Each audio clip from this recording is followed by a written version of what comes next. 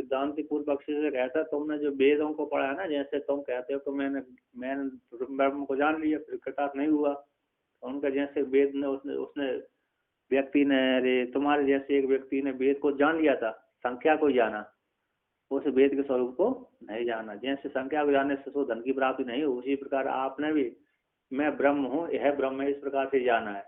आत्म साक्षात्कार नहीं कर, दृढ़ दृढ़ अप्रोक्ष ज्ञान नहीं हुआ तो कृतार्थ आपको कैसे होगी, कृतार्थता कैसी प्राप्त होगी। सोचने व्यक्ति ने के 4 वेदों की संख्या मात्र को ही जाना था, इसलिए उसको धन की प्राप्ति नहीं हुई। उसी प्रकार आपका भी है। तो यहाँ पर कहते हैं ब्रह्म ज्ञाने अपि अशेषत्वादिकम अशेषत्वादिक दर्शितुम ब्रह्म जानामीति वदंतम विकल्प पृच्छति। ब्रह्म ज्ञान में भी अशेषत्वादिक है, शेष अशेषत्वादिक है ना, शेष से रहित अशेष संपूर्ण को दिखलाने के लिए ब्रह्म जाना, मैं ब्रह्म जानता हूँ, ऐसी वर्ण कहने वाले को विकल्प करके पूछता है। अशेष रूप से ब्रह्म ज्ञान में भी अशेषत्व आदि को दिखलाने के लिए, अशेषत्व को दिखलाने के लिए मैं ब्रह्म जानता हूँ, ब्रह्म जानामि, हम ब्रह्म जानामि है ना, तो हम जानामि करता हम है, मैं ब्रह्म को जानता हूँ, ऐसे बोलने वाले को विकल्प करके पूछता सिद्धांति। शब्दानेव पटस्याहो तेषामर्थ च पश्यसि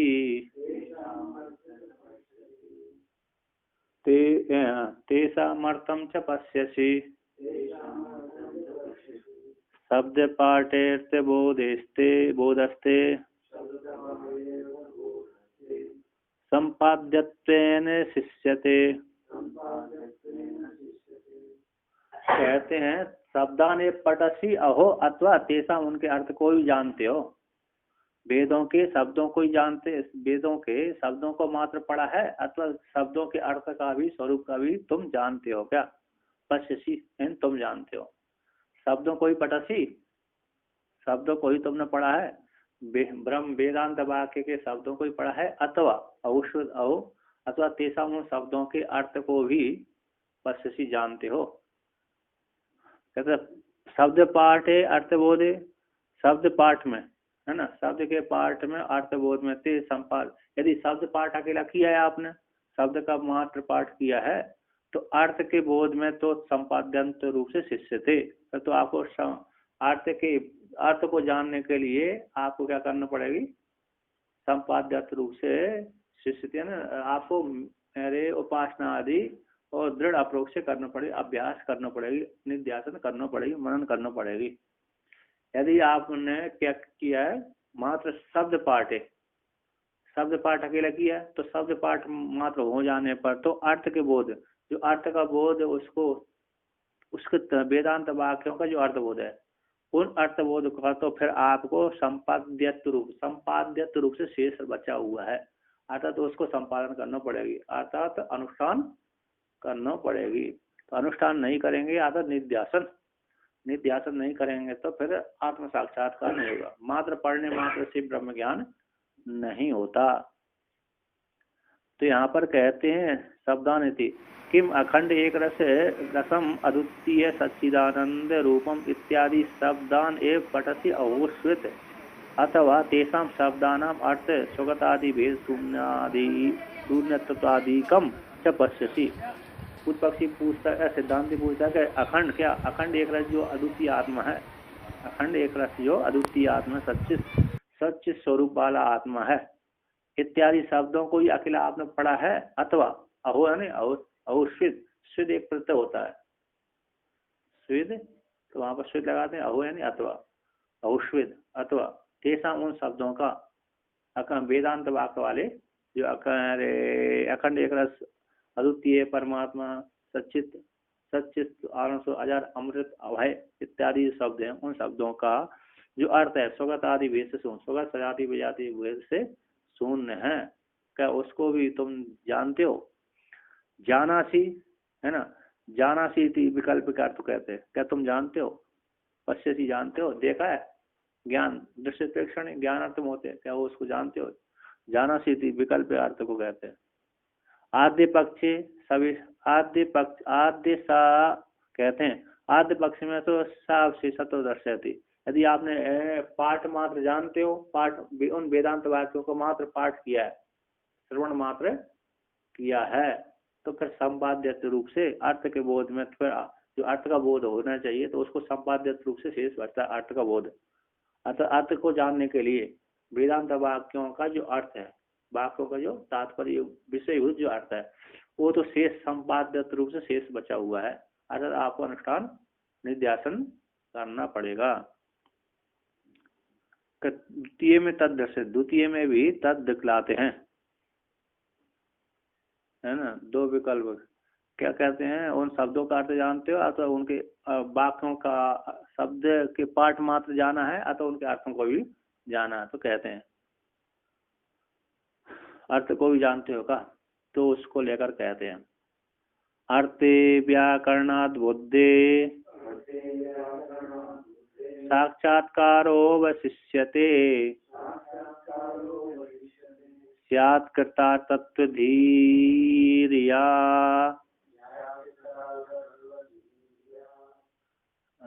धीर्या वत 1 1 2 3 4 5 6 7 8। हाँ,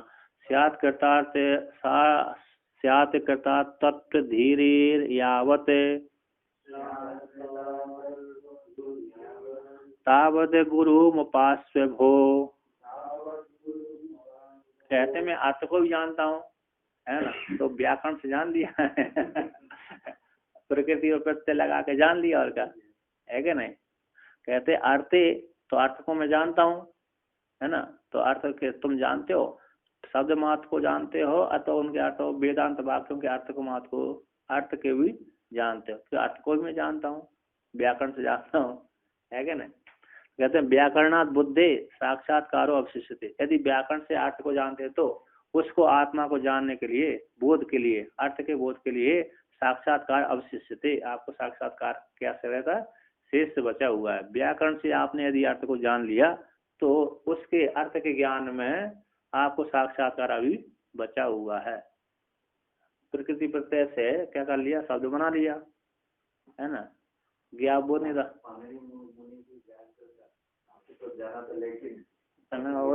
उनको शराब दी थी, इसलिए वो उनको ऐसा हो गया, उस काल में भ्रांति हो गई, क्योंकि उनको जो चिढ़ गए थे ना आचार्य कात्यायनी, तो उन्होंने कहा है, जब गुरुकुल में आए थे वो पढ़ने, तो कात्यायनी ज्यादा पढ़े हुए थे, मतलब बुद्धिमान थे कात्यायनी, तो ज्यादा पढ़े थे उन्होंने। ये पाणी मुनि तो यार 10 साल पढ़े, कुछ भी नहीं आया, तो सारे विद्यार्थी इस काम सेवा लेने लेते थे, एक कर दे हमारा कार्य कर दे, हमारा कार्य, खिन्न हो गए वो। तो गुरु से पूछा मेरे को इतने विद्या नहीं आ रही, कोई उपदेश करिए, तो उन्होंने कहा शिव जी का मंत्र जाप करो। बस गुरुकुल के वहीं पास में तो जंगल में शिव मंत्र का जाप करने लगे, तो शिव जी ने डमरू बजा दिया। उसी काल में सनक आदि ऋषि भी तपस्या कर रहे थे वहीं पर, तो उन्होंने वो डमरू की आवाज सुने, उनको डमरू की आवाज सुनने से ज्ञान प्राप्त हो गया निर्विशेष आत्म तत्व का, और इनको तो 14 सूत्र मिल गए उसी डमरू बजाने से। 14 सूत्रों के 4000 सूत्र बना दिए। अब फिर वो कात्यायन ने देखा ये तो मेरे से आगे निकल गया फिर उन्होंने उसके ऊपर बार निकाल दिए। फिर दोनों का समन्वय कैसे हो, तो तीसरे पैदा हो गए पतंजलि। तो फिर वो वार्तिक निकले, तो फिर वो पानी में नारायण है ना, नारायण है, तो व्याकरण का अंग रहा हो, वार्तक है ना, व्याकरण का खोज कैसे निकाला? नहीं, पोषक रहे व्याकरण के, उसके दोष नहीं हुआ है, आकर व्याकरण को पुष्ट करने वाले रहे वो। हैं शत्रु होगा, और तो मैं किताब में पढ़ा था। हाँ ऐसे हुआ जब वार्तिक थे ना, हाँ तो पानी में मुझे बोले तुमको पता नहीं है ये इसका पूरे राष्ट्र क्या है, तो मुझे ऊपर ऊपर से लगा करके वार्तिक लिख रहे हुए थे। हाँ वार्तिक आज तो मुझे पता है, ऐसे बोले। और बोले तुमने मेरे किताब के ऊपर खोज निकाला है, तो तुमको जो है ना साथ दे दिया ना, तुमको क्या साथ दिया, व्याघ्र खा जाएगा। व्याघ्र तो पानी नहीं बोले उन्होंने, आदमी बोले तुमको सांप काटेगा। अच्छा ये नहीं सुना मैंने। एक दूसरे को मर जाओगे। तो कात्यायनी मुनि को भी कोई जाएगा, उन्होंने भी साफ दिया कि तुमको बाढ़ खाएगा। हाँ, पहले है ना द्वंद्वादी थे, लेकिन वो कम ही निकाली थी व्याकरण, लेकिन व्याकरण का पोषक रहा वो, बात तक है ना, पोषक रहे, दोषक नहीं रहे। नहीं, अगर ठीक भी निकाला तो फिर क्रोध आने को संभावना है। नहीं तो दोनों का सामंजस्य कैसा हो, तो उन्होंने भगवान शंकर भगवान ने कहा इनको शेष नाम को, जाओ मेरी अष्टाध्याय के ऊपर टीका लिखो जाकर, बात से लिखो। शेष नाम को कहा कि अब महाभारत से जब पाणि मुनि चले गए, अष्टाध्याय को नहीं पढ़ पा रहा, समान में नहीं हो पा रहा, जाओ तुम मेरे अष्टाध्याय के ऊपर महाभारत ले, मेरे सूत्र है, मेरा स्वरूप है व्याकरण। तो महाभारत समय तो ये पतंजलि ऋषि अरे द्वापर में पैदा हुए थे लगभग, अभी के नहीं है। हमारे अंदाज से द्वापर युग में पैदा हुए थे। हाँ, तो ऋषि थे पहले, ऋषि यार कई होते रहते, क्योंकि पतंजलि ऋषि के सूत्र पे भगवान वेद व्यास का भाष्य है।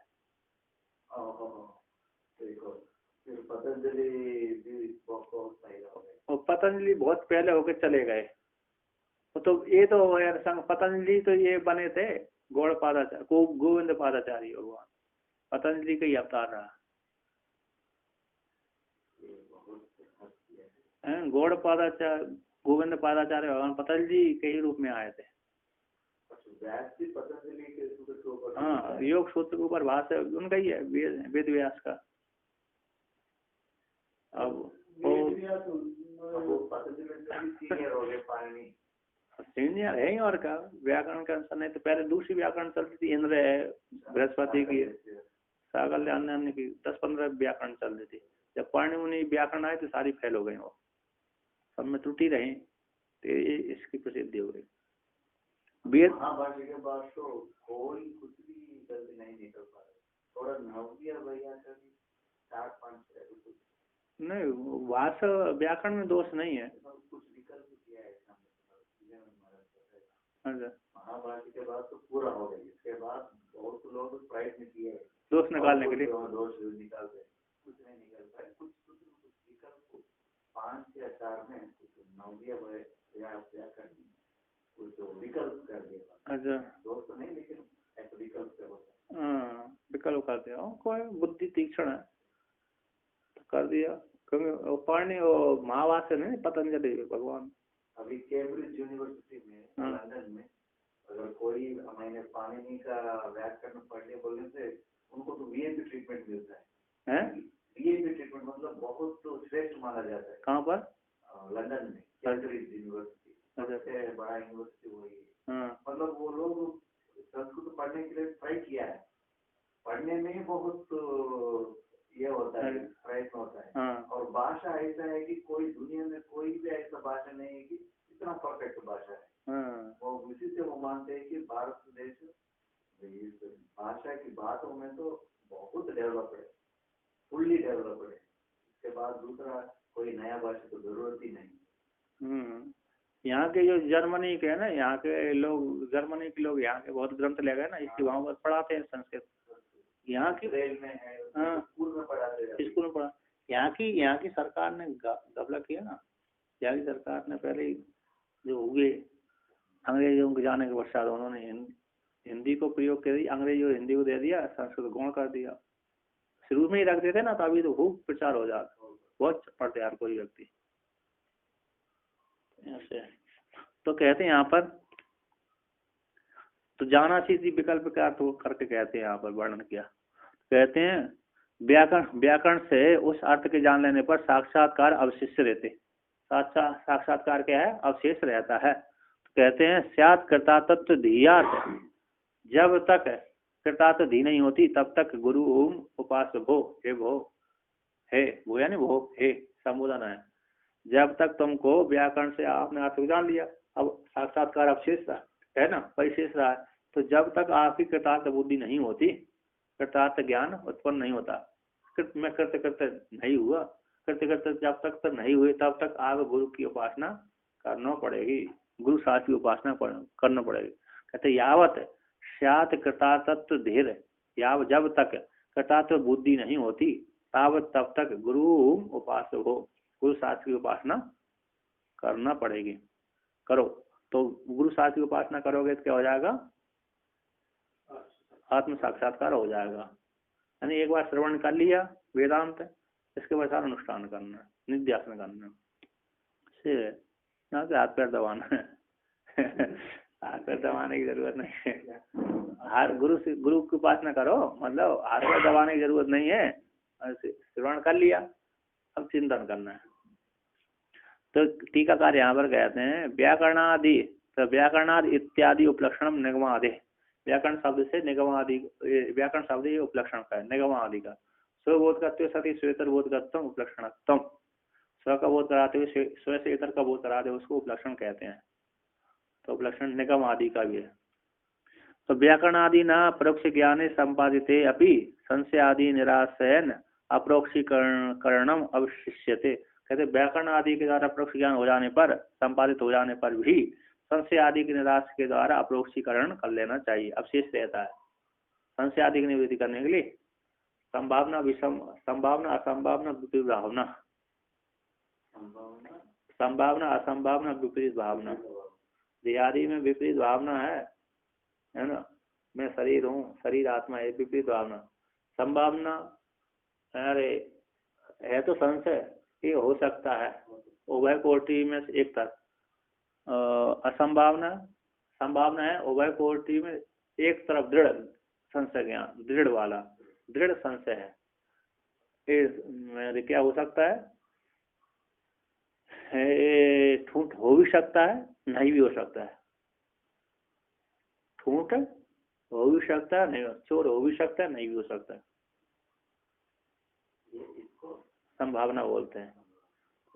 उभय में से दृढ़तर एक पक्ष कोटि, उभय में से एक होना। और असंभावना अर्थात ब्रह्म है ही नहीं है, होता तो दिखता। कौन दिख रहा, जगत दिख रहा, जगत है, तो ब्रह्म दिखता तो होता, इसी ब्रह्म है ही नहीं है, असंभावना हो। असंभावना विपरीत भावना, संभावना, संभावना संशय वाला, दोनों में से एक दृढ़तर, उत्कटतर बुद्धि होना, संभावना। मैंने लिखा था 3-4 अर्थ किए हैं इसके संभावना के। तो यहाँ पर कहते हैं संशय आदि के निराश के लिए, कहते हैं संशय आदि है ना, संशय आदि के निराश से के द्वारा अप्रोक्षीकरण अवशिष्य थे, अवशेष बचा हुआ है। तो अब वो जो अप्रोक्ष का हो जाएगा, साक्षात्कार हो जाएगा, फिर संशय आदि की निवृत्ति हो जाएंगे, फिर करने की जरूरत नहीं है। कहते तभी कदा संपूर्णत्व ज्ञान से इतिहासंगा, तो वह ज्ञान किस काल में संपूर्णत्व की प्राप्ति होगी, है ज्ञान कब संपूर्णत्व होगा, इति आशंका लेकर तद अवधि को दिखलाते हैं। शायद कहते हैं जब तक कृतार्थ बुद्धि नहीं हो तब तक करते रहो, जब तक करते करते नहीं हो पाए, दृढ़ अप्रोक्ष ज्ञान नहीं हो तब तक करते रहो, तब तक ज्ञान कच्चा ही है। हाँ, ब्रह्म निश्चय, जब तक ब्रह्म का निश्चय नहीं होता तब तक उपासना काटना पड़ेगी, निध्यासन करना पड़ेगी, चिंतन करना पड़ेगा। आसुप्ते रामते कालम नयेद वेदांत चिंतया तद्यात् नाम सर्वं किंचित कामादि नाम मनागपि, मनागपि थोड़ा सा भी, किंचित मना के थोड़ा होता है, मनाप नहीं है, मनाक है, मनाक है, का है गौ, अपि आकार को देखकर गकार हो गया, तो मनागपि। आसुप्ते रामते कालम, सोने से पहले, मरने से पहले तक, है ना। आसुप्ते रामते कालम नए वेदांत चिंतन, निरंतर वेदांत की चिंता कर, ना दद्यात अवसरम किंचित काम आ रही ना मना कर, कामनाओं का तो किंचित मात्र भी अवसर ना दे। यहाँ पर योग वासिष्ठ का श्लोक है। तो पंचदशी ने कहा, पंचदशीकार ने कहा कि इसमें मना का भी कामनाओं का अवसर ना दे, चिंतन करने की जरूरत नहीं है, आत्मा के चिंतन करने की जरूरत नहीं है, विधि नहीं है। यहाँ से सुबह से लेकर शाम तक करो और मरने से पहले तक करो, ऐसी विधि नहीं है आत्मज्ञान करने की। कामना को अवसर ना दे। हाँ आलम ऐसा आलम देना चाहिए। अथवा ये करते हैं, अथवा सुबह से लेकर शाम तक कह रहे चिंतन करें, कामना होगी नहीं। जब हम आत्मा का चिंतन करेंगे कामना नहीं आएगी। होती है? नहीं होती। तो सुबह से लेकर शाम तक चिंतन करी, शाम से लेकर सुबह से लेकर शाम तक, और मन कामना क्या मरने से पहले तक चिंतन करते रहते हैं तो दृढ़ हो जाता है। तो कहते हैं यदा कृतार्थत्व बुद्धि उत्पद्यते तथा ज्ञान से संपूर्णता अवगंतव्य इत्यर्थ। कहते हैं यदा जिस काल में कृतार्थ बुद्धि उत्पन्न हो जाती है, मैं कृतकृत हो गया, अब शेष नहीं रहा, कुछ कार्य करने का शेष नहीं बचा, जो कर लिए वो तो हो ही गए पूर्ण, जो नहीं किए थे वो भी पूर्ण हो गए, उस आत्मा को जानने से कृतार्थ हो जाता है। तथा उस काल में ज्ञान कैसे हो जाता है? संपूर्णत्व हो जाता है, स्वीकार कर लेना चाहिए। एवं इस प्रकार से प्रासंगिक परिसमाप्त करके प्रकरण को ही अनुसरण करते हैं। कहते हैं आस्था में तद यत्र यत्र सुखम स्याद विषय विना तत्र सर्वत्र विद्येताम ब्रह्मानंदस्य वासनाम। कहते हैं आस्था में रहने दीजिए, यत्र एतद, इसको है ना, इस प्रकार प्रसंग को रहने दीजिए। यत्र यत्र सुखम, जहाँ जहाँ पर सुख दिखता है वहाँ वहाँ पर है विषय बिना, जहाँ जहाँ पर विषयों के बिना सुख देखा जाता है, तत्र तत्र तत्र वहाँ पर सर्वत्र विद्येताम, वहाँ पर इसी को जानते। कहते ब्रह्मानंदस्य वासना, ब्रह्मानंद की वासना को जान लेना चाहिए। जहाँ यहाँ पर भी सुख देखा जाता है विषयों के बिना, विषय नहीं है सामने, घटपट आदि जो विषय है उसके बिना, घटपट की बात नहीं बनेगी, उसकी बनेगी। हमने अच्छा रूप देखा, उसकी वासना बन गई। अच्छा घटपट की वासना बन गई, घट की बनी, पट्टी की बन थी, कितना अच्छा सुंदर कपड़ा है, ये मेरे पास होता तो है ना। कोसा का कपड़ा मिल जाए तो कहते हैं बहुत अच्छा आता है, बहुत महंगा आता है कोसा को, रेशम कोसा नहीं, कोसा को हम रेशम ही होता है, वो रेशम ही, और बहुत महंगा आता है, 1 मीटर 1000 का आता है। तो उसका क्या विशेषता है? बहुत मुलायम रहता है, हल्का रहता है। सोना का भी कुछ डालते हैं, ऐसा भी साड़ी है। वो तो सोना, वो तो अलग हो गई। सोने की कढ़ाई होती थी, वो राजाओं की रानियां पहनती थी, राजाओं की सेठों की रानी है ना, अतः जो महामंत्री आदि की रानी है पहले सोने कढ़ाई वाली साड़ियाँ पहनती थी। सोना बहुत मिलता था तो अभी पहनते थे। करोड़ों की लाखों की संपत्ति, एक साड़ी आती है फिर वो सोने वाली। अब तो 1 लाख की नहीं आएगी, करोड़ रुपए की आएगी। सोना की कढ़ाई करना तो बहुत महंगा। तो यहाँ पर कहते हैं वासना हो गई रूप को देख करके, जल को देख कर, वस्तु को देख करके। कहते जहाँ जहाँ पर भी विषयों के बिना, जहाँ जहाँ पर भी विषयों के बिना वासना होती है, तत्र वहाँ पर ब्रह्मानंद की वासना को जान लेना चाहिए। वहाँ पर विषयों के बिना यदि होती है तो कोई नहीं है, हम बैठे हैं मनोराज्य कर रहे हैं, वहाँ पर विषयों के बिना ही हो रही है ना। यहाँ पर भी हमको मन जा रहा है, एक प्रवाह चल गए मन की तरंग कल्पना का, तो उसी में आनंद आ रहा है हमको, है ना। सोचते रहते हैं ना बहुत व्यक्ति, मनोराज्य बहुत अच्छा है कहीं नहीं तो आनंद आता है, जब मन थक जाता है ना, कितना बाहर में वो तो होता है, चलता है। तो कहते हैं, अरे ठीक है, कहते हैं यत्र यत्र यस्मिन् यस्मिन् काले, जहाँ जहाँ पर जिस जिस काल में तूष्णीम भावादो, तूष्णी भाव में रहता है व्यक्ति, शांत रहता है ना, मनोराज्य करता है, तो विषय अनुभव बिना, विषय के अनुभव के बिना ही सुखम भवती। तूष्णी शांत बैठा हुआ है, चाहे सुबह बैठा हो, चाहे शाम को बैठा हो, चाहे दोपहर, अथवा मजदूरी करके आया था सुबह से लेकर शाम तक, तो तूष्णी भाव ही बैठा रहता है।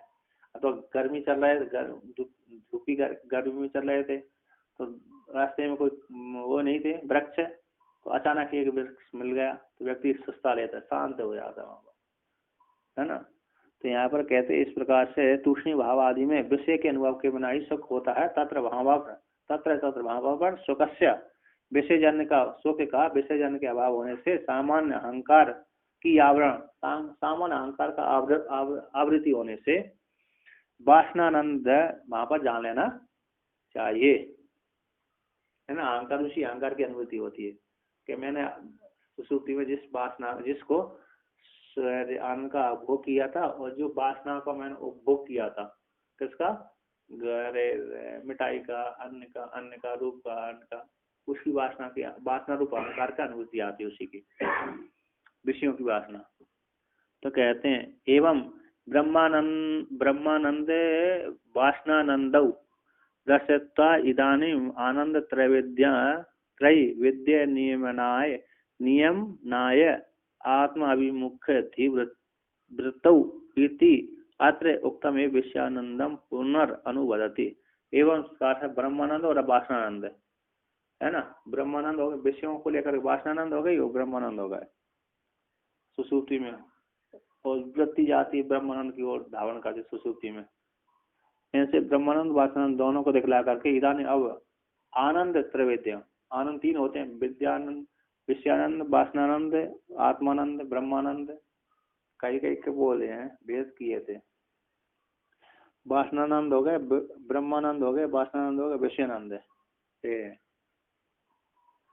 तो कहते हैं ब्रह्मानंद, वासनानंद और विषयानंद दिखला करके आत्मा इदानी वर्तमान काल में आनंद त्रैविध्य, तीन प्रकार के आनंद को नियमन रूप से दिखलाने के लिए आत्मा के अभिमुख जो वृत्ति है, उस वृत्ति में इति तो जो वृत्ति बनती है वो विषयानंद कहलाता है।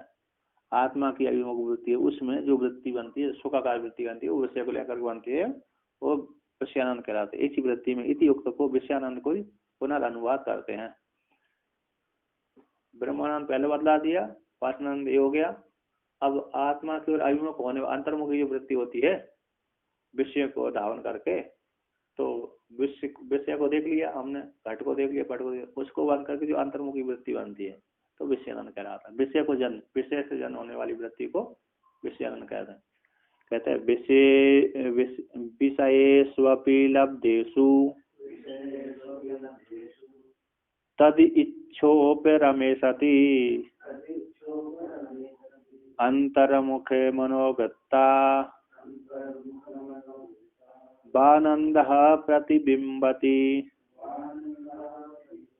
कहते हैं विषयों के लब्ध हो जाने पर, विषयों के लब्ध हो जाने पर भी, है ना, और तत् इच्छा उपरमे सती, और उन विषयों की इच्छा का उपरम हो जाने पर, विषयों को प्राप्त कर लिया पर उसकी इच्छा, जब तक हमको विषय प्राप्त नहीं तब तक इच्छा होती थी। जैसे गाड़ी लेने थी, क्या ली थी, हमको बहुत इच्छा थी, दूसरे लोगों को देखते थे गाड़ी बैठ के जाता है, हमारी इच्छा हुई गाड़ी ले लें, तो बहुत पैसे इकट्ठे करने के बाद गाड़ी खरीद ली।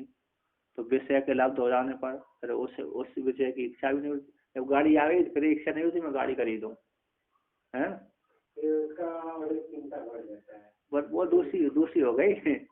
नहीं, जो गाड़ी खरीदने की जो इच्छा थी वो समाप्त हो जाती है उसकी, क्योंकि उसके पास आ गई। तो ये कहते हैं विषय के लाभ हो जाने पर और तद उस शिक्षा के उपराम हो जाने पर, उस शिक्षा गाड़ी संबंधी जो इच्छा थी उसके उपराम हो गया, शांत हो गए, हो जाने पर अंतर्मुख मनोवृत्ति, अंतर जो वृत्ति कैसी अंतर्मुख हो गई, अंतर्मुखी जो मनोवृत्ति है उस वृत्ति में आनंद प्रतिबिंबती आनंद, उस अंतर्मुख वृत्ति में आनंद की प्रतिबिंब पड़ता है, विषय का आनंद का प्रतिबिंब पड़ता है। प्रतिबिंब विषयम, प्रतिबिंब मतलब उसका विषय के आनंद की प्रतिबिंब उसमें पड़ता है, विषयानंद की प्राप्ति होती है, उसको विषयानंद कहते हैं। अंतर्मुख मनोवृत्ति में अंतर्मुख हो गई जो मनोवृत्ति है, यानी उसको क्या कर लिया, जैसे विषय के लब्ध कर लिया, फिर वो अभी उसकी इच्छा नहीं रही, तो ऐसे उसको देख करके जो मन की वृत्ति बनी है, अंतर्मुख होकर के जो मन की वृत्ति बनी, उस वृत्ति में उस आनंद की विषय से जन्म उत्पन्न होने वाले आनंद का प्रतिबिंब पड़ता है, उसको विषयानंद कहते हैं। तो इसे टीकाकार कहते हैं। यहाँ पर टीकाकार कहते हैं विशेषु अपि यदा यदा स्रग आदि विषय लाभा तत् इच्छा उपरमो भवति, जिस काल में स्रग आदि के विषय के लाभ की इच्छा होती है तत्त इच्छा के उपराम भी हो जाता है, प्राप्त कर लिया, इसके पश्चात इच्छा का उपराम हो गया, तो इच्छा उपराम भवति, इच्छा का उपराम हो जाता है। तदा जब इच्छा का उपराम होगा तब मनसी मन में अंतर्मुख की प्राप्ति हो जाने पर अंतर्मुख मन में तस्मिन उस काल में या जो स्वात्मानंद है या जो स्व आत्मानंद उस विशेष से जन्म होकर के जो आत्मा की एक वृत्ति लहर दौड़ गई, आत्मा की एक सुखाकार वृत्ति बन गई, तस्मिन उस मन में या जो स्वात्मानंद है प्रतिबिंबती भवती प्रतिबिंबित होता है स्व आत्मानंद स्व आत्मा का आनंद आत्मा का आनंद है अवतित है अयम है, इसी को विषयानंद कहते हैं। अतः विशेष से जन्म होकर के जो एक वृत्ति आत्मा को लेकर के आत्मा को छू करके जो वृत्ति स्वकार वृत्ति बनी विशेष से जन्म है ना, विशेष से नहीं जानेंगे तो विषय जन्म नहीं होगा। तो प्रति उस जो वृत्ति बनता है स्वात्मानंद है स्वात्मा, तो विषयानंद ब्रह्मानंद तो निर्विशेष हो गया, विषयानंद वासनानंद कैसे हो गए, ये गौण हो गए है ना, ये उसमें निर्विशेष आत्मा आनंद की अनुभूति नहीं होती।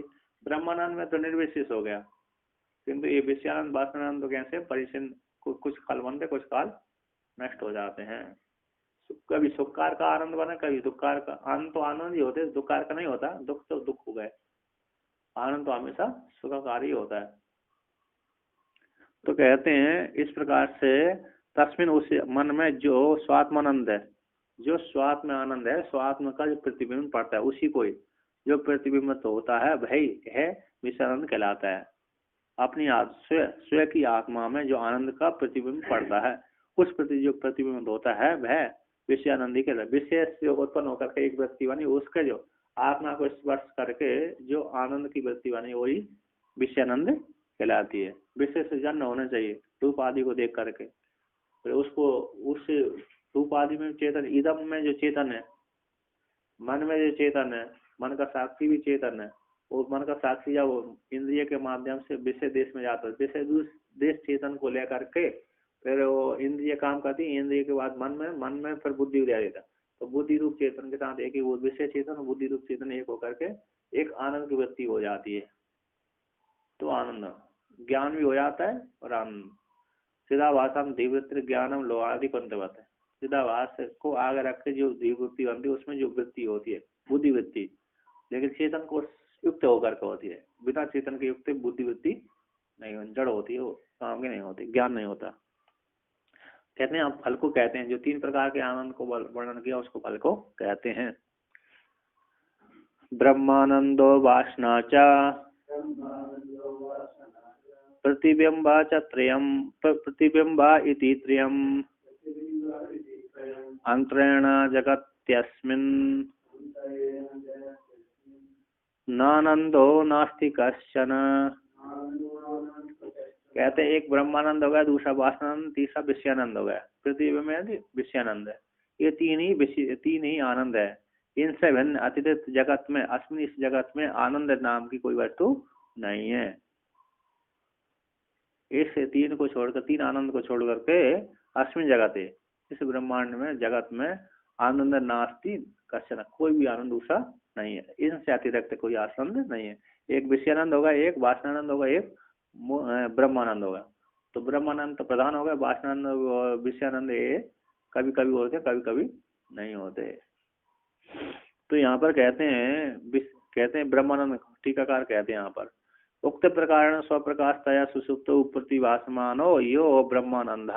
कहते हैं उक्त प्रकार से स्वप्रकाशतया रूप से, उक्त प्रकाश है स्वप्रकाश रूप से सुसुप्ति में जो प्रतिभासमान आनंद है उसको ब्रह्मानंद कहते हैं। एक हो गया। अब दूसरे कहते हैं यश्च तूष्णीम स्थित विषय अनुभवम अंतरेण प्रतिमानो वासनानंद। कहते हैं जो तूष्णी भाव सुसुप्ति से उठ करके जो शांत बैठा रहता है, अति काम करके आया करके व्यक्ति शांत बैठ जाता है, तो यहाँ पर तूष्णी भाव में स्थिति हो जाने पर और विषय के अनुभव के बिना कोई विषय दूसरा चिंतन नहीं चल रहा है, विषय की एक वृत्ति विषय की चिंतन नहीं हो रहा कोई, तो उस काल में विषय के अनुभव के बिना जो प्रतिमान आनंद है वो वासनानंद कहलाता है। और शांत बैठा कोई चिंतन भी नहीं चल रहा, शांत बैठा वो वासनानंद है। उसी सुसुप्ति में जो पान किया था वासना को, आनंद की वासना, वही वासना यहाँ पर तूष्णी भाव में चलती है, कोई वृत्ति नहीं होती। वासना तो उसको कहते हैं कि जिसमें और जो पूर्व का जो स्मृति है, हाँ, पूर्व की स्मृति वो उसका उसकी वासना, तो उसी वासना की जैसे सुषुप्ति में उसने आनंद का भोग होगा। अब ऐसा आनंद का भोग था, उसी शांत जैसे वहां पर शांत रूप से भोगा था, उसी प्रकार तूष्णी भाव में स्थित हो जाता है, उसी वासना की अनुभूति चल रही थी। तो उसी का चिंतन चल रहा था। तो उसमें तो परमात्मा से एकत्व हो जाता है ना, एकत्व तो इसमें जो ऐसा हो जाता है तो एक हो जाएगा फिर। नहीं, वहाँ अज्ञान अज्ञान है ना। तूष्णी भाव मतलब शांत व्यक्ति बैठा था, वो उसको आनंद कहते हैं। जो शांत इसमें तो अज्ञान नहीं है ना, इसमें तो है, इसमें चिंतन भी कहाँ है? तो अज्ञान नहीं तो चिंतन भी नहीं है। सुषुप्ति में तो पूरा एक हो जाता है। सुषुप्ति में एक होता, आवृत्ति वहां पर रहती है, अज्ञान आवरण रहता है, इसलिए वहां पर नहीं जानता। यहाँ पर तो उसकी बैठा हुआ, शांत पे बैठा हुआ है, नहीं ये भी नहीं चिंतन कर रहा है कि मैं ब्रह्म हूँ। सुषुप्ति की अवस्था पर जो स्थिति है वही स्थिति यहाँ पे आया तो हाँ, नहीं, सुषुप्ति की अवस्था उस कुछ काल के लिए आती ना, एक दो क्षण। जैसे आप थक जाते हैं ना, जैसे सुषुप्ति में कोई वृत्ति नहीं बनती आपकी, सुषुप्ति में सूक्ष्म अरे अज्ञान की वृत्ति रहती है, सुप्त रहती है, वो तो सूक्ष्म रहती है, इसलिए ज्ञान नहीं होता। किंतु यहाँ पर भी जब आप जोर से इतनी मेहनत किया आपने 2-3 घंटा, सुस्ताए नहीं बीच में, तो जब बैठते हो तो शांत कोई वृत्ति नहीं बनती वहां पर, इंद्रिय सारी थक जाती हैं। क्या कहती है? सारी इंद्रिय थक जाती है, कोई संकल्प विकल्प होती नहीं उन इंद्रियों में, शांत बैठे रहते। जब छींक लेते हो आप, है ना, कुछ ही उस काल में वृत्ति नहीं बनती, उस काल में निर्विशेष हो जाता है व्यक्ति। ये सिर्फ महात्मा का अनुभव है या कोई शास्त्र का होती है? अनुभव कोई कह लो, कोई कहीं से आया परंपरा का इति सूत्रम विवरणम है ना, हमने भी सुना, हमने आपको बता, आपने सुना तो आपको बता दिया, तो ऐसे ही सुना हुआ है बात। ठीक करते समय कुछ आपका कुछ बोलने वाले शब्द मुझमें नहीं पड़ता। नहीं, एक व्यक्ति बात, एक क्षण उसके लिए वो व्यक्ति शांत रहती है यहाँ पर, एक क्षण के लिए निर्विशेष परमात्मा को बोल रहा। संधियों में तो इस प्रकार से शांत बैठा रहता ना, वहां पर उस आनंद की वृत्ति चलती थी, वासना की। और दो वासना की संधियों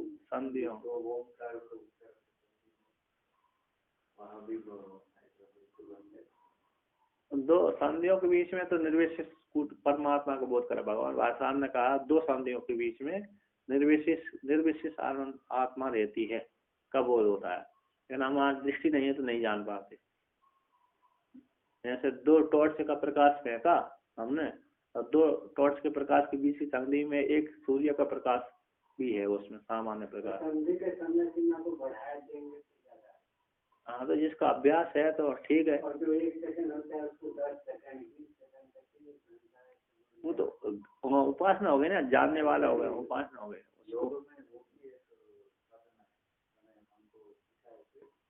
वो ओमकार पहले 1 सेकंड का ध्यान देती है, ओमकार और कुछ दिन के बाद 2 सेकंड 10 सेकंड 15 ओमकार ये है, ओमकार की साधना 12 16 24 मात्रा होती है। एक ओमकार 16 बार ओमकार करने को उच्चारण में जो समय लगता है उसकी एक मात्रा हो गई, 12 मात्रा, 12 मात्रा 16 मात्रा और 24 मात्रा, अर्थात 24 बार उच्चारण ओमकार उच्चारण करने में जो समय लगता है उसमें पूरा करना पड़ती है, कुंभक करना, रेशा पूरा करना पड़ती है। और कुंभक है यानी 24 मात्रा हो गए, 16 मात्रा रेचक हो गई और रेचक पूरक है, हम खेचते हैं तो 12 मात्रा हो गई। अतः 12 मात्रा मतलब ओमकार को 12 बार उच्चारण करने में जो समय लगता है, इस प्रकार से हमको धीरे धीरे से श्वास खींचने हैं। अब ओमकार को 24 मात्रा था, 24 बार ओमकार उच्चारण करेंगे तो 24 मात्रा कहलाएगी। तो 24 बार ओमकार उच्चारण करने में जितना समय लगता है उतनी समय तक हम सांस अंदर रोके रहेंगे, तो 24 मात्रा हो गई। अब 16 मात्रा, तो जितनी 16 बार ओमकार उच्चारण करने में जितने समय हमको लगता है उतने समय तक धीरे धीरे श्वास को छोड़ना है, तो पूरक हो गया। रेचक पूरक कुंभक है, बाहर का कुंभक भीतर कुंभक। अब इसको बढ़ाना है हमको, ये प्राणायाम होता है। अब इसमें अभी देवी भागवत में 6 प्रकार का वर्णन किया इसको, सागर्भ निगर्भ सागर्भ निगर्भ विगर्भ अरे सागर्भ निगर्भ आदि नाम दिए। ध्यान के सहित, मंत्र के सहित, देवता के स्वरूप के सहित, आर्थ के सहित, इस प्रकार से चिन्ह करें 6 प्रकार का प्राणायाम। और 6 प्रकार का प्राणायाम जब करेगा व्यक्ति तो कहते हैं जब उत्तम प्रथम प्राणायाम कैसा होता है, जब शरीर से ठंडी में गर्मी पसीना छूटने लगे तो प्रथम हो गया, निकृष्ट है। और वो एक जगह मैंने प्राणायाम किया, मेरे को भूख लग गई, ज्यादा बढ़ने गए, मेरी भूख है, मैं मात्र 4 मिनट तक मुश्किल से रोक पाया, बढ़ने लगी थी। एक रहता था एक जगह, प्राणायाम सिद्ध किया तो 4 मिनट तक ले गया मैं अपनी सांस को रोकने के लिए। 3 मिनट तक तो आसान होगा, 1 मिनट मैंने जबरदस्ती रोका, तो 4 मिनट तक रोक लिया मैंने प्राण को। तो लेना बंद कर दिया, लेना छोड़ना बंद, 4 मिनट तक रोका मुश्किल से। तो उसमें क्या हुआ, उस काल में जब प्राणायाम करता था वैसे ही, तो भूख मेरे को ज्यादा लगने लगी थी।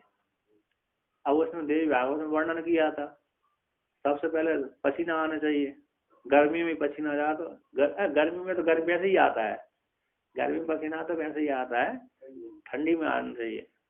तो मतलब निकृष्ट प्राणायाम सिद्ध हुआ। और मध्यम प्राणायाम शरीर कंपन करने लगे, झटका मारने लगे, तो उत्तम मध्यम प्राणायाम शरीर अरे पृथ्वी से ऊपर उड़ जाए, जो उत्तम प्राणायाम है। इतने उत्तम प्राणायाम सिद्ध हो जाए तो व्यक्ति प्राणायाम फिर बंद कर दे, फिर ध्यान लगाना चालू कर दे। जैसे देवी भागवत पुराण में इसका वर्णन किया ये प्राणायाम। तो यहाँ पर कहते हैं तो पासनानंद हो गए। अब यहाँ विषयानंद को कहते हैं यो अपि अभीष्ट विषय लाभाद अंतर्मुखी मनसी प्रतिबिंबती विषयानंद। कहते हैं जो अभीष्ट विषय के लाभ से अंतर्मुख मन में प्रतिबिंबित होता है वस्तु को लेकर के, है ना, ऐसा विषयानंद कहलाते। इति एतत् कहते हैं एतत् कहते हैं त्रितया अतिरेकेण अस्मिन् जगति न कश्चिद आनंदो अस्ति। कहते हैं इससे अतिरिक्त, इन तीनों आनंदों से अतिरिक्त अस्मिन् इस जगत में कोई अन्य भिन्न आनंद नहीं है। इस प्रकार से ये किसका हो गया, श्लोक का अर्थ। अब यहाँ पर शंका करते हैं, ननु आनंद से त्रिविधो ब्रह्मानंदो विद्या सुखम तथा विषयानंद इति अनेन प्रकार आनंद त्रैवेद्यम उक्तम इदानीं तु ब्रह्मानंदो वासना च प्रतिबिंबति इति त्रयमिति तद विलक्षणम आनंदस्य त्रैवेद्यम उच्यते। यहाँ पर पूर्व पक्षी प्रश्न करता है कि आनंद त्रिविधो, आपने अरे ये पहले कहा था कि आनंद 3 प्रकार के होते हैं, है ना, आनंद त्रिविधो विद्यानंद ब्रह्मानंद विद्यानंद तथा विषयानंद। 11 के अलग श्लोक है ये, इसमें वर्णन किया था आपने। कहते हैं ब्रह्मानंद है, विद्यानंद है और विषयानंद 3 प्रकार से आपने कहे थे, अनेक प्रकार से आन 3 प्रकार और यहाँ पर वर्णन कर दिया, वासनानंद, ब्रह्मानंद और विषयानंद। वहां तो विद्यानंद कहा था, यहाँ पर आपने वासनानंद कह दिया। कहते हैं 3 अनेक प्रकार से आनंद त्रिवेद 3 प्रकार को आपने वर्णन किया था। इदानीम तो ब्रह्मानंद, वासनानंद और प्रतिबिंब विषयानंद 3 प्रकार को कहा, उससे विलक्षण बोल दिया आपने। पहले तो आपने क्या वर्णन किया था, ब्रह्मानंद का वर्णन किया था, विद्यानंद विद्या सकन विद्यानंद का, और विषयानंद का वर्णन किया। और यहाँ पर क्या बोल दिया, ब्रह्मानंद, वासनानंद, विषयानंद। एक और अलग इस प्रकार से बोल दिया, विषयानंद बढ़ा दिया। तो कहते हैं इति त्रयम, उससे विलक्षण आनंद त्रैवेद्यम उच्यते। कहते हैं तो अतः पूर्वोत्तर विरोध, तो आपके पहले कुछ बोला और अब बाद में कुछ बोल रहे हैं, तो पूर्वोत्तर के साथ विरोध हो रहा है आपकी बात में, है ना। मामू का जिब्बा नास्ती, बोल भी रहे हो जिब्बा भी नहीं है, ऐसे ही वर्णन कर रहे हो, है ना। बोल ऐसी जिब्बा नहीं है तो बोल कैसे रहे, बोल रहे हो तो जिब्बा नहीं है, ऐसे कैसे बोल रहे हो। वो जिब्बा है तो बोल, जिब्बा है तभी बोल रहे हो, जिब्बा नहीं हो तो कैसे बोलते। यही बोला मेरे मुंह में जिब्बा नहीं। तो पहले तो आपने उस प्रकार के 3 प्रकार के आनंद वर्णन किया और यहाँ पर दूसरे प्रकार से वर्णन कर रहे हैं, एक और बढ़ा दिया। तो कहते हैं पूर्वोत्तर के साथ विरोध हो रहा है। किंचा और भी कहते हैं यावद यावद अहंकारो विस्मृतो अभ्यास योग्यता तावत तावत सूक्ष्म दृष्टि निजानंदो अनुमीयते इति। कहते हैं ये 11 का 98वां श्लोक है, आगे आएगा। यावत जितना जितना अहंकार विस्मृत होगा अभ्यास योग से, वेदांत ब्रह्म ज्ञान के अभ्यास से, वेदांत चिंतन के अभ्यास से, जितना जब जब अरे किसका होगा, अहंकार का विस्मरण होगा, तो तावत तावत सूक्ष्म दृष्टि से, उतने उतने सूक्ष्म दृष्टि से निजानंद का अनुमान होगा, निजानंद जाना जाएगा। कहते हैं वेदांत के चिंतन से जितना जितना, अब वेदांत के चिंतन से जितना जितना अभ्यास करेंगे उससे उतना उतना अहंकार का विस्मरण होता रहेगा, और उतना ही उतना क्या बढ़ता रहेगा, सूक्ष्म दृष्टि से निजानंद का अनुमान अनुमीयते अनुमान होता रहेगा, अर्थात जानने लगेंगे। क्या व्यक्ति जब साधना करते हैं ना, उसकी क्या हो जाती है, एक योग्यता बढ़ने लगती है। ऐसे भजन करते हैं नहीं करते, तो भजन करने वाले की एक योग्यता बढ़ती है, वहां पर उसको मालूम पड़ने लगता है हमें साधना अच्छी चल रही है, इधर की वासना कम होने लगती है उसकी जगत की, और ब्रह्म संबंधी है तो ईश्वर संबंधी जिस इष्ट की उपासना कर रहा है उससे उस इष्ट संबंधी प्रेम राग बढ़ने लगता है, ये होता है। तो कहते हैं इति, इस प्रकार से तादृक, तो यहाँ पर कहते हैं इति तादृक पुमान उदासीन काले अपि आनंद वासनाम उपेक्षा मुख्यम आनंदम भवति एव तत्परा इति च उक्त प्रकार द्वय अतिरिक्तो निजानंद मुख्यानंद विधीयते। तो दूसरा श्लोक में वर्णन किया, वहां पर 11वां का 121वां श्लोक वर्णन किया। तो कहते हैं वहां पर तादृक पुमान, इस प्रकार से जो पुमान है ना, तादृक है इस प्रकार से, उस प्रकार से पुमान उदासीन काल में, उदासीन काल मतलब बैठा हुआ है, कोई चिंतन नहीं कर रहा, उदासीन रहता ना, सबसे जगत से बैठा हो गया, उदासीन हो गया। उदासीन शब्द के महात्मा नहीं, वो तो महात्मा, वो तो है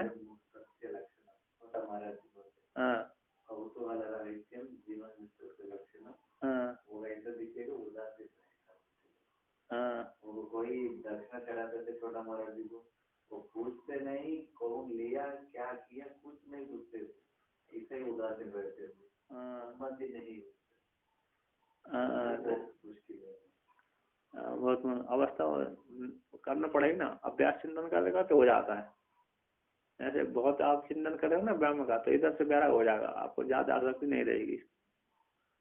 अभी सब में हो जाता है, आप ज्यादा चिंतन करने लगो ईश्वर का, किसी भगवान का, तो आपको लोभ कम होने लगेगा, बड़े बड़े वस्तु का त्याग कर लेते। नहीं तो जब चिंता नहीं करते बड़ी वस्तु का त्याग नहीं हो पाता, छोटी का भी नहीं हो जाए, बड़े का भी नहीं होना, मुश्किल से प्राप्त होते नहीं होता वो। यदि जिसको बहुत प्राप्त हो रहा है तो वो त्याग कर देता है, मेरे को बहुत प्राप्त हो, कुछ लोग तो त्याग कर देते हैं, दूसरों को तो पूरा निंदा करते रहते हैं, बहुत कीमत ही नहीं गए, उसके ऊपर जो कीमत था वो अभी भी है, छोड़ने के ऊपर भी दूसरों का दिख रहा है, बहुत करते हैं। तो जो त्याग करता है ना, वो भी दूसरे को ताना मारते हैं, व्यक्त रहते हैं ना, वो दूसरे को ताना मारते हैं, ताना मारने वाले। तो कहते हैं तादक पुमान, ऐसे उस प्रकार के पुमान उदासीन काल में भी आनंद वासना को उपेक्षा करके, आनंद वासना को उपेक्षा करके कहते हैं मुख्य आनंदम भावती, मुख्य आनंद को भावना करे, तत्पर मुख्य आनंद परक होता है, मुख्य आनंद परक रहे।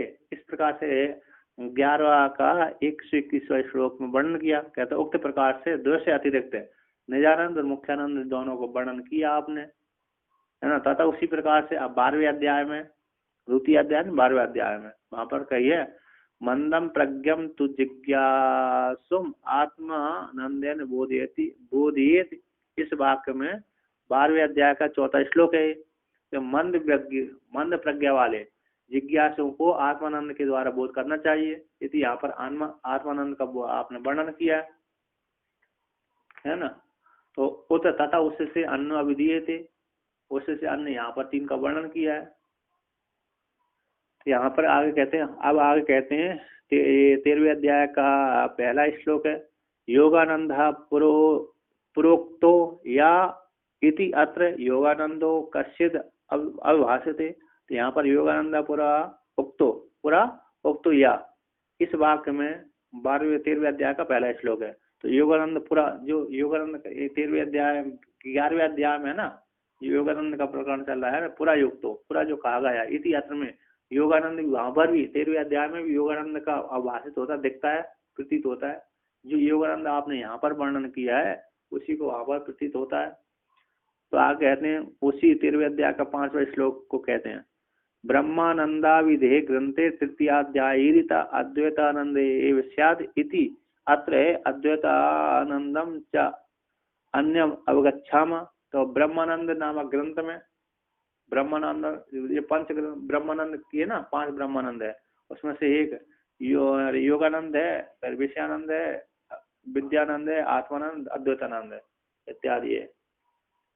तो कहते हैं ब्रह्मानंद नामक ग्रंथ में जो तृतीय अध्याय है, ऐसे तृतीय अध्याय का, तृतीय मतलब 13वां अध्याय, 13वां अध्याय में जो कहा गया कि अद्वैतानंद ही शायद अद्वैतानंद ही है, इस प्रकार से यहाँ पर अद्वैतानंद का ही जानना चाहिए, ऐसा आपने वर्णन किया। अतः इसी हेतु से कहते हैं अंतरेण जगति अस्मिन आनंदो नास्ति इति कश्चन इति युक्तिर विरुद्धता इति चेत।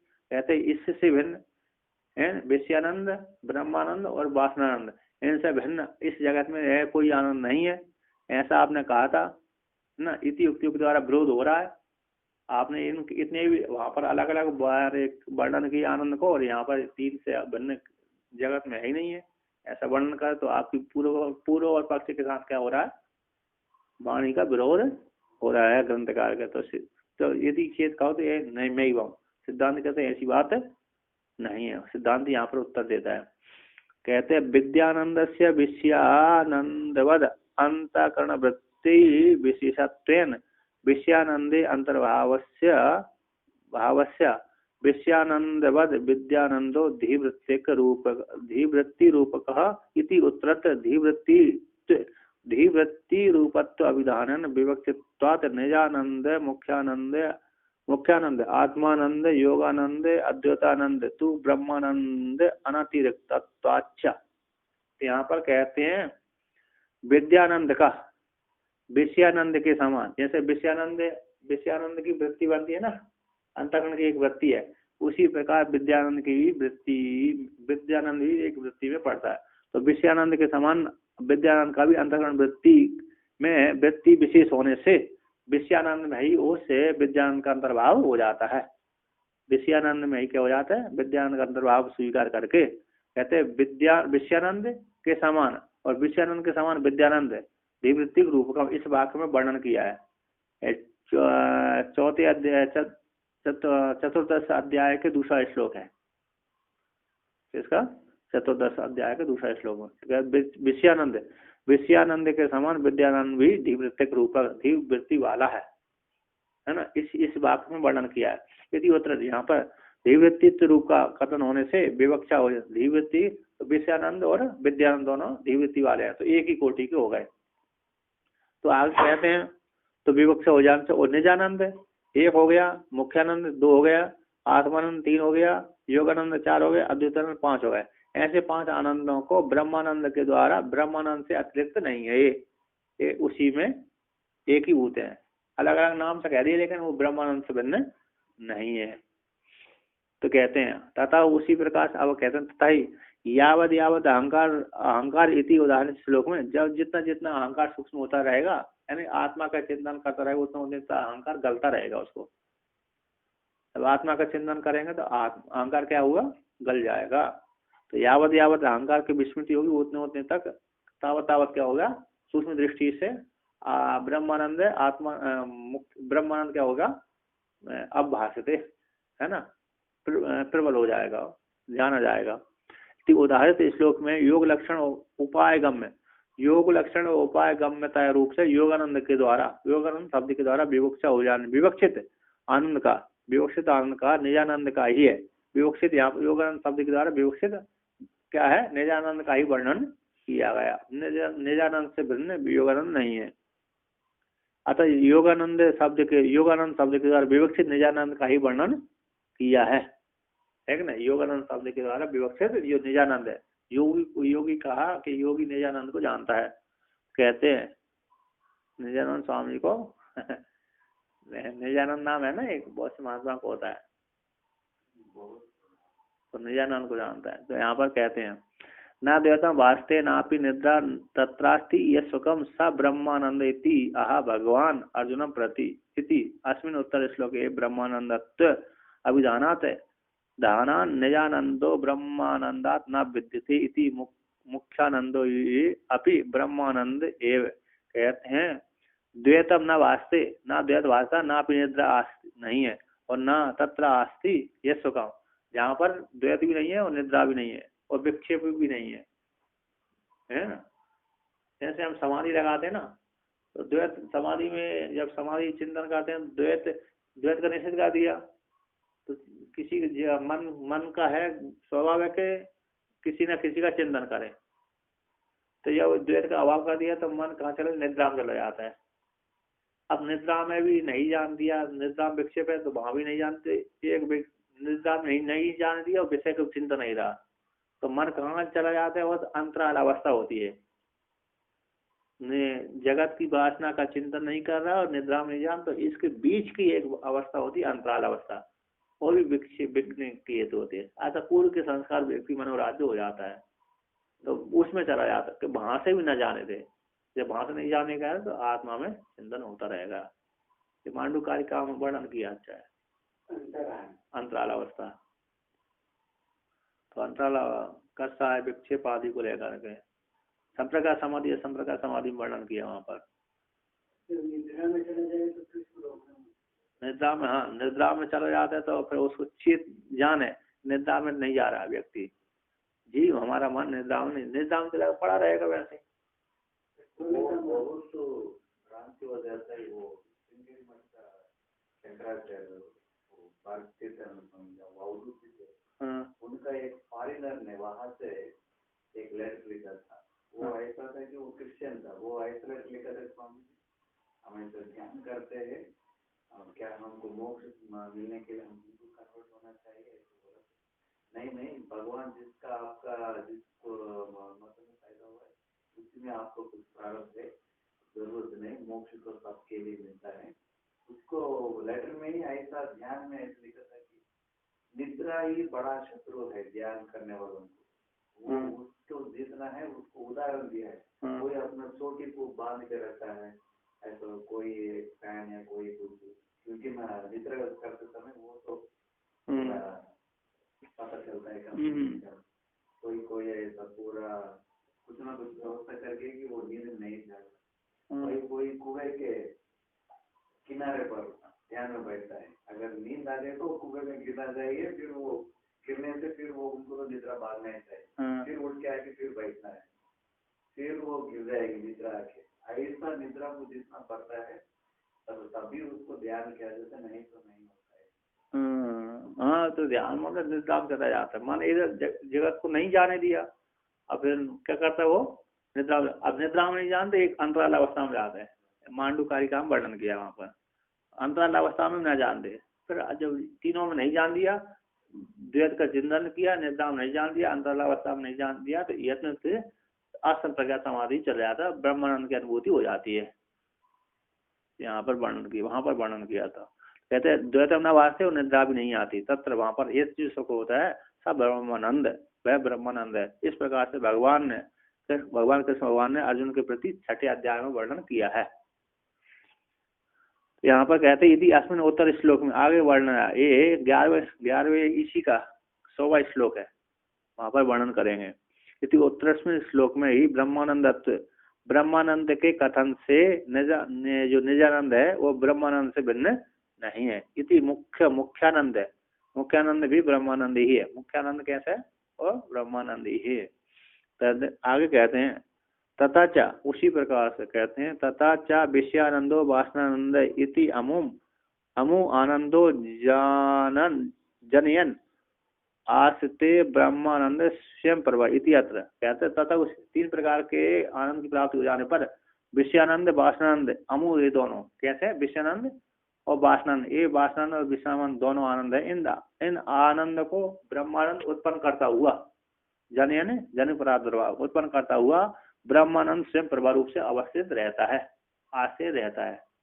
ये ब्रह्मानंद कैसे इन दोनों को विषयानंद और वासनानंद को उत्पन्न करता हुआ स्वयं प्रभा रूप से स्वयं चेतन स्वरूप से अवस्थित रहता है, स्थिर रहता है, स्वयं प्रभा रूप से आनंद रहता है, स्थिर रहता है।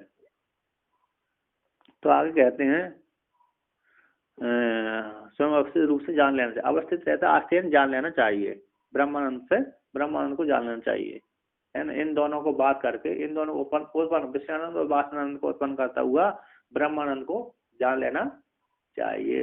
अतः उसी विषयानंद और वासनानंद उसी ब्रह्मानंद से उत्पन्न हुए, ऐसे उस आत्मा को जान लेना चाहिए। तो आगे कहते हैं इति, यहाँ पर इति जन्यत्व रूप से, कहते हैं जन्यत्व रूप से अमुख्य भूतयोर, अमुख्य जो भूत है कौन है, विषयानंद और वासनानंद, इन दोनों आनंदों को जन्यत्व रूप से जनकत्व रूप से अभिहित ब्रह्मानंद का ही तादृक है, ब्रह्मानंद का ही भूत कराया है, इसका जनक है। इन दोनों के जनक होने, वो जनक होने से, इन दोनों को उत्पन्न करने वाला होने से वो जनक है। कारण कौन, ब्रह्मानंद है। जनक होने से अभिहित, जनक शब्द के द्वारा जनकत्व रूप से अभिहित ब्रह्मानंद का ही तादृक पुमान उदासीन काले, कहते उस प्रकार का जो उपमान है उदासीन काल में भी, अभी इस अस्मन श्लोक में उदाहरित इस श्लोक में भी आनंद वासना उपेक्षा मुख्य आनंद भावयति, कहते आनंद वासना को उपेक्षा करके मुख्य आनंद को भावना करे, यदि वह तत्पर होकर मुख्य आनंद परक होकर के निर्विशेष आत्मा का चिंतन करे। यदि यहाँ पर मुख्य आनंद से मुख्य आनंदत्व अभिधानात, मुख्य आनंद के कथन से आनंद और अद्वैतानंद ये दोनों का भी ब्रह्मानंदत्व कहा गया है ना। आनंद और अद्वैतानंद शब्द के द्वारा भी क्या कहा है, ब्रह्मानंद ही का वर्णन किया है। और योग आग पहले कहती है 11वें नंबर का 121 श्लोक में, योगानंद पूरा युक्तो यह स आत्मानंद ईशिता, कहते योगानंद जो पहले कहा गया है उसी को आत्मानंद नाम के द्वारा, आत्मानंद शब्द के द्वारा स्वीकार कर लेना चाहिए। योगानंद जो 11वें श्लोक में वर्णन किया है, जो 11वें प्रकरण में वर्णन किया वही स आत्मानंद है, ऐसे प्रकार स्वीकार कर लेना चाहिए। कहाँ पर किया है आगे वर्णन करेंगे 13वें अध्याय के 1 में, 13वें अध्याय का पहला श्लोक में वर्णन इत्यादि, तृतीय अध्याय के आदि में।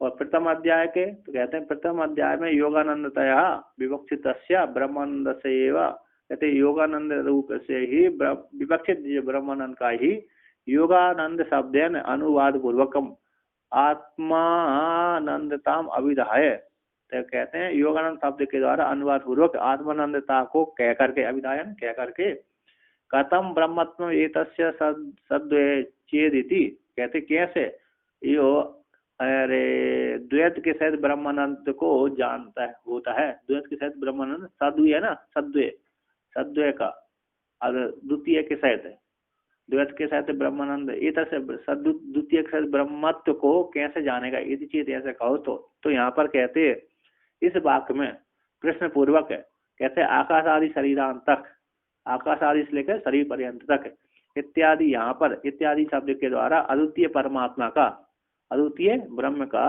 ब्रह्मत्व प्रतिपादन रूप से जान लेना चाहिए। यहाँ से लेकर के है ना, आकाश आदि से लेकर शरीरांत तक ब्रह्म का प्रतिपादक है, अतः ब्रह्म का बोध कराने वाले वाक्य अद्वितीय परमात्मा का ब्रह्मत्व प्रतिपादन रूप से वहां पर जाने, अतः उस परमात्मा ने मार्ग स्वीकार करी, संपूर्ण जगत की सृष्टि करी, और जो सृष्टि करी वो परमात्मा है। ऐसे इस प्रकार से वहां पर वर्णन किया। आगे कहते हैं तस्मात् ब्रह्मानंदो वासनानंद च प्रतिबिंब इति युक्तम त्रैवेद्यम सुष्टम, इसमें कहते हैं तस्मात् ब्रह्मानंद वासनानंद और प्रतिबिंब यानी विषयानंद, ये एक तो जो कहा गया वे 3 प्रकार से ही सुस्थिर रहते हैं, अरे सबका अंतर्भाव है, सबका अंतर्भाव हो जाता है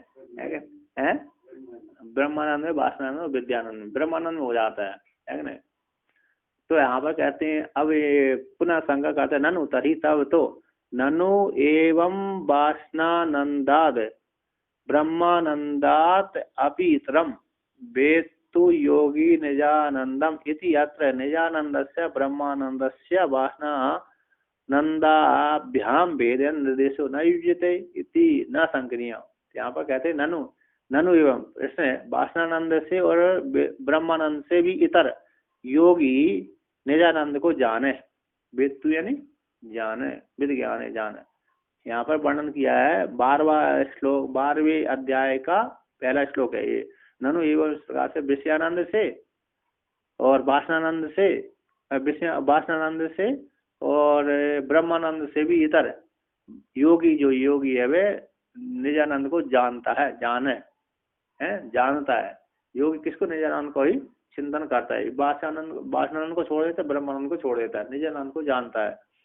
प्रीति यात्रा यहाँ पर निजानंद का ब्रह्मानंद और वासनानंद के साथ भेद रूप से निर्देश है। न युज्यते, यदि आप तीनों आनंद को, तीन ही आनंद यदि बोलते हैं तो, है ना, तीनों यदि आनंद निजानंद का ब्रह्मानंद और वासनानंद के साथ भेद रूप से निर्देश न युज्यते, नहीं करता, इति ऐसा शंका नहीं करना चाहिए, सिद्धांति कहता।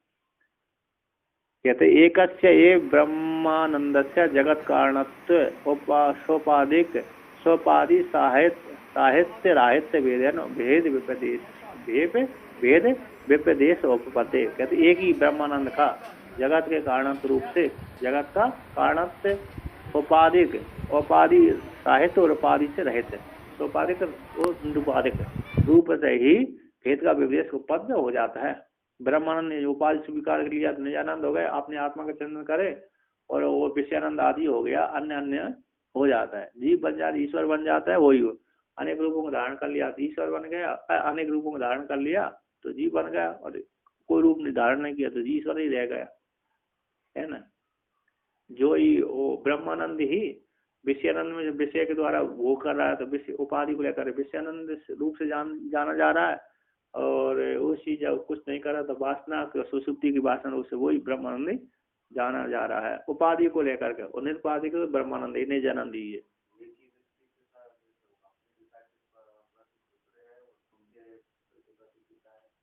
एक ही ब्रह्मानंदी सबको अलग अलग उपाधि लेकर, हाँ, ब्रह्म में तो एक ही है, ऐसे पिता पुत्र वो ही नहीं रहता, पिता पुत्र में तो भेद हो जाता है। आत्मा में जाते पुत्र, ये तो ठीक है, श्रुति तो कहती है आत्मा में जाते आत्मा ही पुत्र रूप से उत्पन्न होती है, किंतु यहाँ पर भेद है। वो सोपाधि यहाँ पर ही हो गया ना, स्थूल शरीर की प्राप्ति होती है, इसमें तो आत्मा आनंद में तो कोई वो, परमात्मा में तो कोई भेद नहीं है ना, इसलिए भ्रांति के द्वारा उत्पन्न हुआ है। किसमें? भ्रांति के द्वारा, है ना, भ्रांति से ही हो ये जीव बना हुआ है। अब पिता पुत्र भी बन गया तो भ्रांति से ही है, पिता पुत्र भी वही बना है, भ्रांति से ही। अरे श्वेता से तरह उपनिषद कहते तुम ब्रह्मचारी, तुम गृहस्थी, तुम वानप्रस्थ, तुम सन्यासी, तुम दंड वंचती, तुम स्त्री, तुम कुमार, तुम कुमारी, तुम स्त्री, तुम प्रमाण आदि क्या वर्णन करते हैं।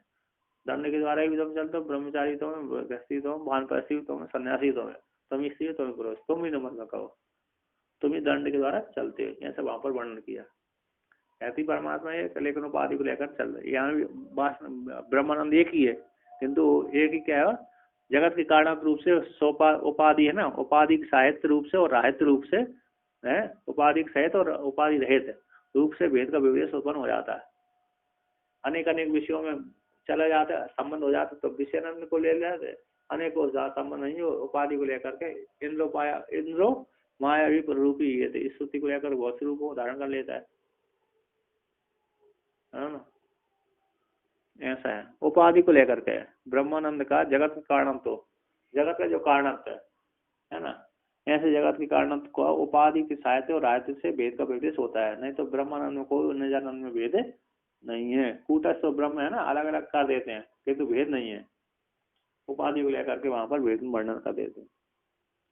कहते हैं तथा ही ब्रह्मानंद निरूपण अवसर, ब्रह्मानंद के निरूपण के अवसर की प्राप्त हो जाने पर तो कहते हैं आनंदादि एव ईमानी भूतानि जायन्ते। कहते हैं आनंद परमात्मा से ही ये भूत संपूर्ण भूत उत्पन्न होते हैं इत्यादि। आनंदान एव जाता नहीं, आनंदाद ये संविसंति, है ना, आनंद से ही उत्पन्न होते हैं, आनंद में चेष्टा करते हैं, आनंद में ही लीन हो जाते हैं।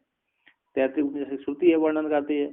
तो इत्यादि के द्वारा जगत के कारणत्व का कथन होने से, जगत के कारणत्व का कथन होने से ब्रह्मानंद का समायत्व अभिगम्यते, समायत्व जाना जाता। ब्रह्मानंद की माया को लेकर के जाना, जो कारणत्व रूप से, जब कारण कब बनेगा, जब माया को स्वीकार कर लेगा। माया को स्वीकार नहीं कर तो कारण भी किसी का नहीं है। तो यहाँ पर क्या है, समायत्व अभिगम्यते, जगत का कारणत्व का खत्म होने से ब्रह्मानंद का सामायत्य अधिगम्यते, सामायत्य है माया को लेकर के, माया को लेकर जगत का कारण है, नहीं तो समाय शब्द आ जाए, कैसा जाए समायत्व, तो वहां पर समास सब माया को लेकर के। तो निर्माय बोलते निर्मायस्य जगत कारण तो अनुपत्ति, कहते निर्माया को स्वीकार नहीं करे तो जगत कारण की उत्पत्ति उसमें नहीं होती। कहते निजानंद निरूपण काले भी यावत यावत अहंकार इत्यादि न कारण से अहंकार से विलय प्रतिपादनात् निजानंद से निर्मायत्वम इति सर्वम अनवद्यम। कहते हैं यावत यावत अहंकार का विलय हो जाता है आत्मा के चिंतन करने से, जब जितना जितना अहंकार का क्या हो जाएगा, विलय हो जाएगा, कम हो जाएगा, निवृत्ति होगी, है ना। यावत यावत अहंकार विस्मृत होगा, अभ्यास ब्रह्म अभ्यास योग्यता, अभ्यास के योग से यत्न यावत जब जब अहंकार का विस्मरण होगा तावत तावत सूक्ष्म दृष्टि से निजानंद ही जाना जाएगा। तो ऐसे यहाँ पर है अहंकार, अहंकार के सहित है ना, कारण के साथ अहंकार का विलय का प्रतिपादन होने से, विलय का प्रतिपादन होने से निजानंद परमात्मा का निर्मायत्व ही जाना जाता है, इसलिए सर्वम अनवद्यम, कोई दोष नहीं, कोई दोष नहीं है। इस प्रकार से यहाँ पर वर्णन किया है ना। ननु अश्विन अध्याय, कहते इस अध्याय में ब्रह्मानंद का विवेचन का, ब्रह्मानंद के विवेचन का ही प्रस्तुत होने से इधर आनंद द्वय की प्रतिपादन प्रकृत प्रसंग नहीं है। कहते इधर जो आनंद है वासनानंद और विषयानंद है, इतर आनंद की प्रतिपादन का प्रकृत प्रकरण असंगत है, इति आशंका लेकर कहते तय दोनों का, किनका, वासनानंद और विषयानंद दोनों का ब्रह्मानंद जन्य होने से तदबोध, ब्रह्मानंद के बोध के उपयोगी होने से न प्रकृत असंगतम, प्रकरण का असंगत नहीं है, इसको अभिप्राय से लेकर कहते हैं। तथा च विषयानंदो वासनानंद इत्यमु आनंदौ जनयन्नास्ते ब्रह्मानंद स्वयं प्रभा। तो तथा च इस प्रकार से तीन आनंद की प्राप्ति हो जाने पर विषयानंद वासनानंद इति अमु, दोनों, ये दोनों अमु है ना, ये दोनों विषयानंद वासनानंद है, दोनों आनंद को जनन कहते उत्पन्न करता हुआ आस्ते ब्रह्मानंद स्वयं प्रभा रूप से अवस्थित रहता है। ये ब्रह्मानंद दोनों को, विषयानंद और वासनानंद को उत्पन्न करता हुआ, जनयत उत्पन्न करता हुआ आस्ते अपने आत्म स्वरूप से अवस्थित रहता है। तो टीकाकार कहते हैं तथा च एवं, तथा इस प्रकार से प्राप्ति हो जाने पर, तीनों आनंद की प्राप्ति हो जाने पर आनंद कहते हैं आनंद त्रैविध्य सती, आनंद तीन प्रकार के होने पर यह स्वयं प्रभा आनंद है, जो स्वयं प्रकाश स्वरूप आनंद है, वह विषयानंद वासनानंद, विषयानंद और वासनानंद को उत्पन्न करता हुआ जनयति है, अणेज प्रेरण धातु है, अणजंत धातु है, जनयति प्रेरणा रहता है, उत्पन्न करता हुआ, सब ब्रह्मानंद वेदितव्य, ब्रह्मानंद जानने के योग्य है। इस प्रकार से यहाँ पर वर्णन किया।